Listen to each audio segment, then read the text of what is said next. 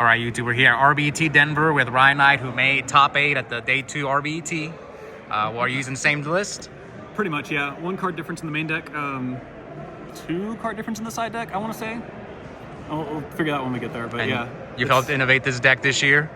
Yeah. We saw, how many Lightsworns top 8'd this 2. event? 2? Yeah, shout out to my boy Jonathan. I played him Saturday where I scrubbed out really bad, and he cooked me in the mirror, and I played him in the past before, and so it was really cool to see a second pure Lightsworn top. Not exactly the same list as mine, but I know he took some inspiration from me with the 3rd Beckoning and the 3rd Threatening Roar, and it helped him out big time. So, all right, you want to get shout outs before we get into the deck? Yeah, just all the usual shout outs. You know, the Epic Cards and Games guys, Dallas Fort Worth, both of our War League teams. That's going to be a fun time. Having 2 War League teams to kind of support each other, stuff like that. All the guys online, you know who you are. Shout out to the Lightsworn community, Michael Boyd, Pro Storm, all those guys. You know, I've been playing this deck all year, and I think I've just, you know, not just me, but everyone who I've, you know, interacted with and stuff like that. We've all just kind of put together this list, and you know, I'm glad I could kind of be one of the faces of at least pure Lightsworn, or just Lightsworn in general. So. Cool to get on their top. It's just more reinforcement that I'm headed in the right direction with this build. I misplayed plenty on stream. I'm not the best player in the world. It's more, I think it's the build carrying the player more than anything. I think an actual good player playing this would be absolutely terrifying. So anyway, I'm getting better every day. So Right. Yeah. Let's get to the deck. Let's get to it. I mean, we'll 2, 3. You still like 3 Celestia? Oh yeah. Oh, yeah. The card's so nuts. Okay. You just, yeah. It's live. It's live and pure more often than it is in any other variant. So you just got to have all 3. It's, you know, that's the sacrifice you're making to play pure. It's like you're not playing your Dark Arm, your Chaos Orc, your Christia if you're playing Christia Sworn. These are your bombs 3 through 5. Right. You just, you know, gotta have them. I'm still just Triple Jane. Fully on board with 3 Jane. The card is so nuts. I've gotten so many questions about it, but it's like the heart and soul of the deck. This is the heart and soul of the deck right here. I think you know, Raikou is kind of just outdated in this deck. If I'm going to play a bunch of Raikous, I may as well play Value Turbo. Right. Like, what am I doing otherwise? Instead, I want to differentiate this deck from other decks in the format as much as possible, and the way to do that is you have the biggest normal summon in the format, and you have this guy who just does outrageous things in the T sets. It kills frogs. It's even like situationally really good against Blackwings in certain situations. So it just keeps my guys alive. I get to do chip damage without even committing my JDs, my Celestias yet. Its defense stat is like perfect, honestly. It just does so much, and so much to where I side the 3rd copy for frogs and combo decks. 2 Lila, and then the 1-ofs. Just, you know, you gotta have the full 9 names, all 9 unique names. Okay. I've wanted to cut these out for a while. I just don't think you can. Trooper. I'm fully on board with Trooper being good now. I think the downsides for Trooper are necessary evils.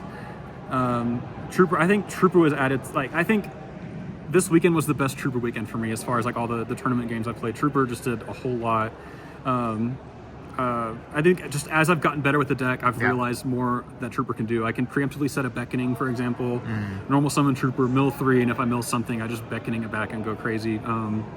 You know, Plague stacks, like stack Wolf for Plague, summon Trooper, mill. Right.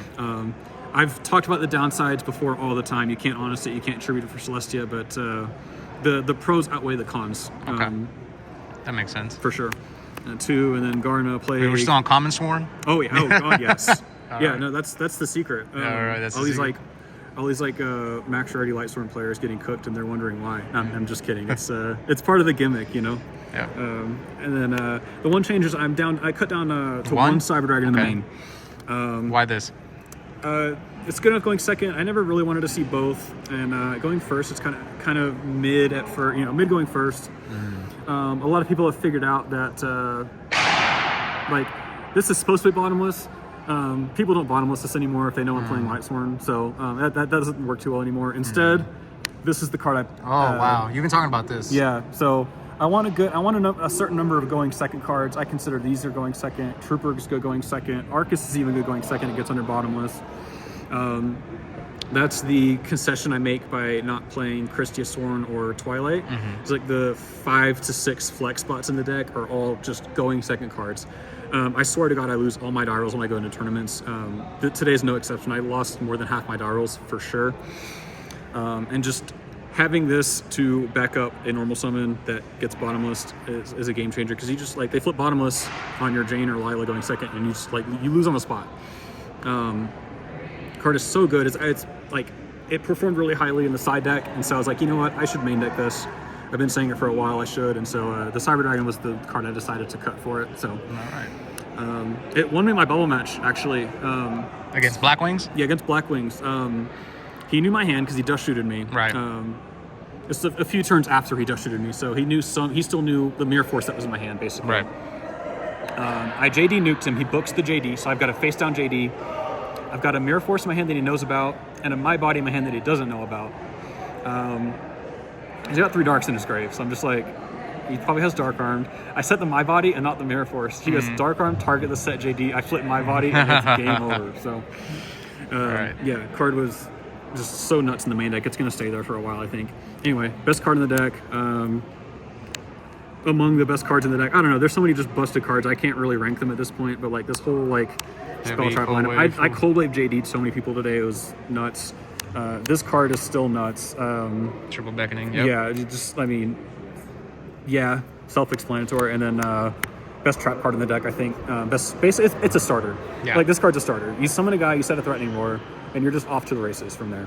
So, yeah, I've been running into this deck a lot on DB, so I blame you. I know. I played a lot of mirrors this weekend, so I'm like, you know what? I did this. So. Yeah, you're part of the problem. All I'm right. part of the problem, so I can't complain. Yeah. Are you signed for the mirror yet, or no? Not yet. Brain Control might make its way in there pretty shortly here, but yeah, side. Third Arcus for frogs for combo decks. Okay. I don't play Decree. I've been wanting to say this in a deck profile for a while, but I don't play Decree partially because Arcus is like almost a Decree. There's a lot of overlap there. It's not exactly Decree, obviously, but there's enough overlap there to where like Decree is kind of redundant a lot of times. I play Trapstone over Decree, so Trapstone's kind of the it hits the cards that Arcus doesn't hit. That's kind of the theory behind it. But one conch card. I think this card's. I want to cut this card. I'm so tempted to cut this card. It lost me a game. I think it loses me more games than it wins me because all the Blackwing players just have outs to it immediately now. If you see it turn 1, so it may get cut. It's a consideration. Second Cyber Dragon, Glores for value, and then Trunade. a lot of spells. Trunade, Space, Mindcon was in there. I don't think this was in there in the PPG, but I like it for value. 2 books. This is a new addition. Rhoda on the side for the decks. The matchups where Arcus is not great and Jane is really good. Those kind of tend to be the same matchups. Blackwings, GBs. Okay. So just like having the 4th Jane is better than having an Arcus. It's a bad mill. I did mill it a lot today, but I did draw it once where it was really, really good. So that might stay in there. That's a flex spot I've been experimenting with. So I'm not like 100% sold on it yet, but it's nice. And then the traps, 2 mask, 2 oppression, and only one trap stone. Okay. I cut down on it because I had noticed that I was siding them in and I wasn't siding the Trunade in, and there's enough like similarity here to where I'm not sacrificing too much by cutting one of the trap stones. I cut it for the Rhoda. Okay. And I'm just like by default siding Trunade in more and more. I'm seeing more light mirrors, more skill drains, cards that Cold Wave's not great against. So I'm making that change. I used to just be like, if I see skill drain, if I see light mirror, then I make the change Cold Wave for Trunade.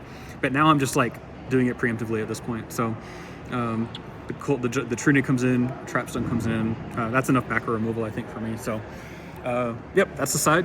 Extra? The masks weren't in there previously either.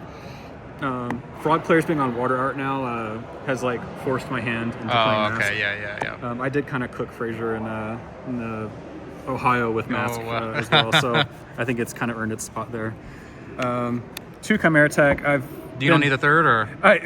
If I dodge gadgets, I don't need the third. Okay, it's only gadgets that the third one comes up, I swear to God. That was a gadget player doing pretty well. I know. I didn't want to play against him. I didn't want to like open both Cyber Dragons and no names and just have to like contact with them every turn. For the extra deck hasn't changed. 5s, 6s. Tempest won me a game on stream